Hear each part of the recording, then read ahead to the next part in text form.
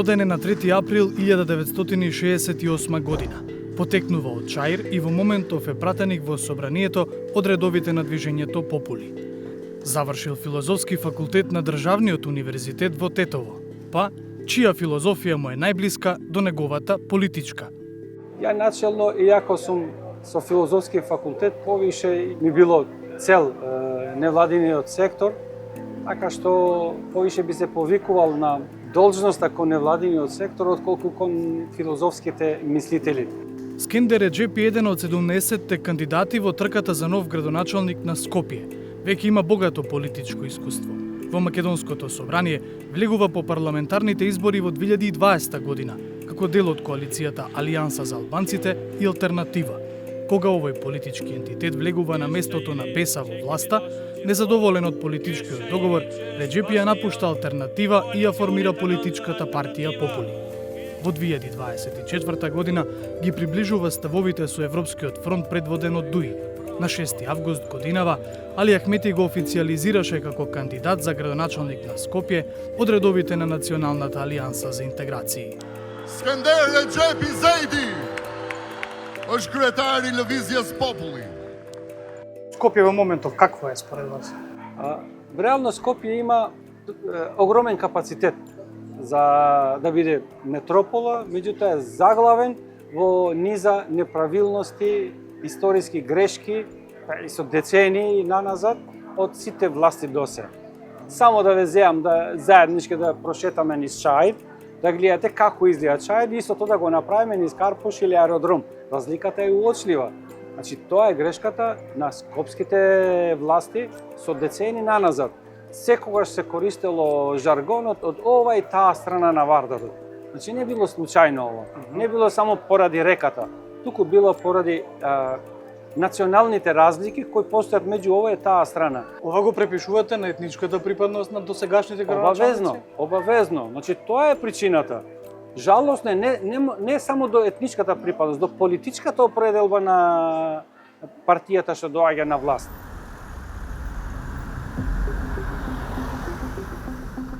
Разговорот со Скендер Реджепи го водевме по завршувањето на неговата промотивна пресконференција, на која говореше и на албански и на македонски јазик. Почитувани граѓани на град Скопје, тука сме заедно со носителот на листата Абдуселам Селами, за да ја представиме програмата на град Скопје и воедно и членовите за советници на град Скопје од коалицијата Алијанса за национална интеграција.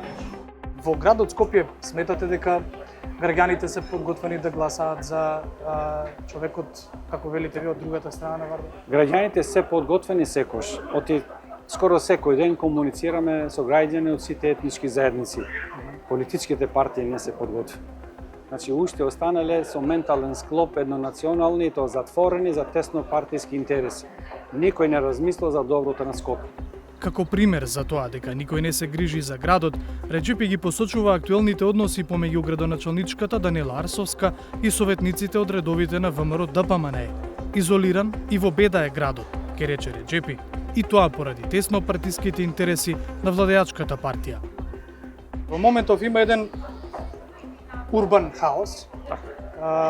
Недостасуваат автобуси во однос на јавниот превоз, недостасуваат такси возила во градот. Од друга страна ни се случуваат вардариште, дрисла, нерешени работи. Загадување и транспорт.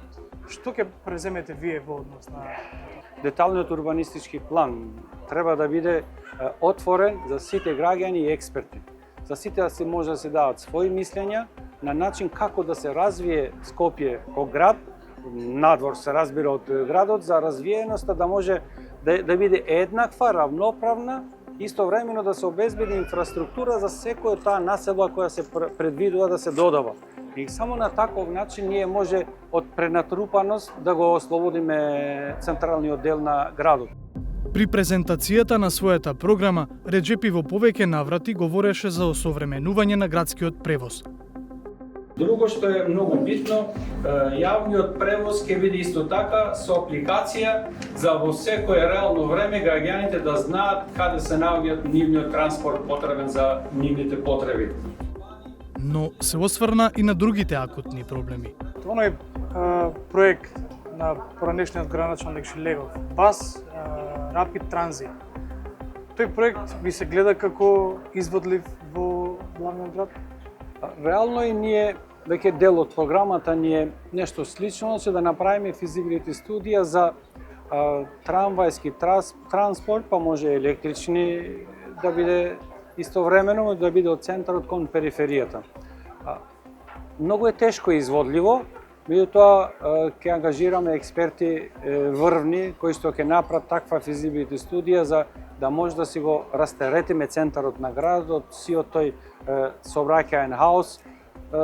Верувам дека има простор на одредени места барем да се почне. Вардариште, Дрисла, хигиена на градот. Тоа треба да биде дел од грижа на јавни предпријатија, односно на градски предпријатија, или треба да биде јавно-приватно партнерство? Мислам дека нашиот дел е прво да се идентификуваат сите овие диви депони. На дело не се идентификувани, само не... Да, мислам ко проект ние сите да се идентификуваат, па после сите да се расчистат. Без друго, сите еден, вклучително и Вардариште, кој е еден од најголемите загадувачи сега во околината и опасен по живот не само за тие кои што живеат до нив, па секаде. Сите после исчистување да станат зелени површини и да станат еколошки паркови, со што граѓаните ќе почнат да вдишуваат реален воздух. Ова е поради нефункционалноста на јавните предпријатија. Нашето залагање ќе биде да имаме заедничко приватно партнерство со во јавните предпријатија, во која што градот ќе има целосна контрола. Да не дозволиме после при такви концепти да ги избегнеме можноста да ги контролираме и да биде сето тоа на штета на граѓаните или на интересот на граѓаните утре. Истото важи и за Дрисла. Иако имаме Дрисла досега капацитетот на рециклирање ни 5% не го користи. Нашето залагање треба да биде да постигнеме за 4 години барем до 30%. Во своето јавно обраќање, Реджепи говореше за поставување различни сензори. Во секое населено место ќе има сензори за вода, сензори за паркинг, сензори за сообраќај и сензори за воздух. Па би сакал да ми објасните какви сензори се тоа? Тоа реално се сензори кои што ќе овозможат на граѓаните истовремено за сензор за паркинг, значи во секое паркирање да можат граѓаните уште пред да влезат да знаат колку има слободни места, да не мора да се шетаат по паркингот. И сега има такви табли кои што Не во секоја. Значи ние треба да се залагаме во секоја. Затоа велам равноправност и еднаквост кон сите општини треба. Ќе се залагаме за тоа. Сензор за чист воздух во секоја населба треба да има. Каков е граѓаните? Што ќе биде кон мерна станица? Мерна станица во која што го покажува со монитор таму секој граѓанин ќе може да гледа каква е состојбата со воздухот во населението кај што он живее, или сензор за вода.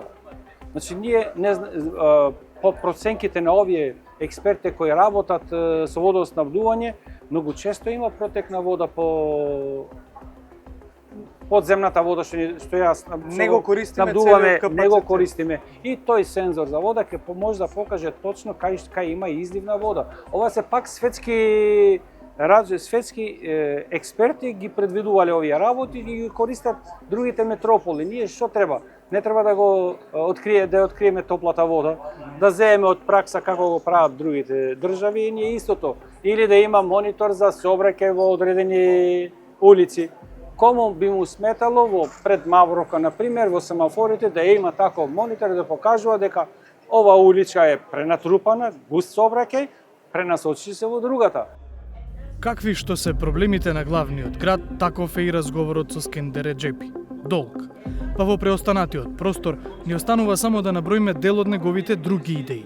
Сака културата во градот да биде мешана и еднаква, колку што треба да бидат еднакви општините. Во чаршијата би го вратил за нечиството. Во градскиот парк, Луна паркот. Тој е против ноќни клубови, а за културни центри за младите. Верува дека за градоначалник на Скопје ќе се гласа повторно на 2 ноември, а дека тој ќе биде во вториот круг. Таму очекува да биде Јорце Ѓоргиевски, но не поради понудата, туку затоа што го има грбот на ВМРО ДПМН. И да биде и да не биде градоначалник, верува дека треба да постои механизам за негово отповикување. Колку гласале за, толку да можат и да го сменат. Кој ви е идентитетот на кампањата? Идентитетот е еднакво и модерно Скопје.